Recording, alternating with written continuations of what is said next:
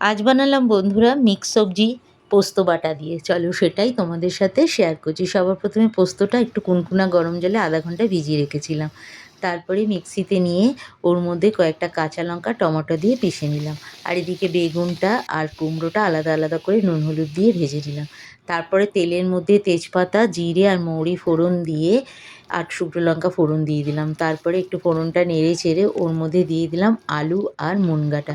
একটু হালকা ভাজা ভাজা করে একটু নুন হলুদ দিয়ে ভেজে তারপরে ওর মধ্যে দিয়ে দিলাম লাউ আর পেঁপেটা একটু ভাপিয়ে নিয়েছিলাম, একটু মোটা মোটা করে কেটেছিলাম বলে। তারপরে এটা একটু ভালো করে নেড়ে চেড়ে ওর মধ্যে দিয়ে একটু ঢেকে মজতে দিলাম।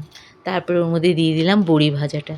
বড়ি ভাজাটা দেওয়ার পর তারপর একে একে বাকি সবজিগুলো দিয়ে দিলাম, মিষ্টি আলু, কুমড়ো, বেগুন সব দিয়ে পরিমাণ মতো নুন হলুদ দিলাম আর একটুখানি সামান্য ধনের গুঁড়ো দিয়ে সব কিছু ভালো করে একটু নেড়ে ছেড়ে নেড়ে ছেড়ে দেওয়ার পর তারপর পোস্ত বাটাটা দিয়ে ভালো করে ওপর নিচ করে ভালো করে মিশিয়ে নিলাম।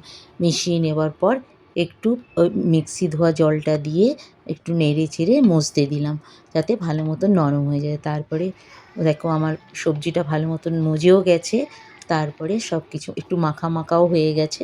তারপরে সব শেষে একটু ধনেপাতা ছড়িয়ে আরও 10 মিনিট ঢেকে তারপরে গরম গরম সার্ভ করলাম।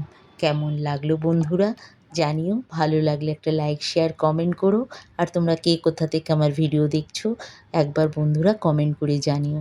ভালো লাগলে তোমরাও একবার বাড়িতে ট্রাই করে দেখতে পারো, তোমাদেরও ভালো লাগবে। নিরামিষের দিনে ডাল ভাতের সাথে এই সবজিটা খুব ভালো লাগে। তোমরা সবাই ভালো থেকো, সুস্থ থেকো। আজকের মতন টাটা।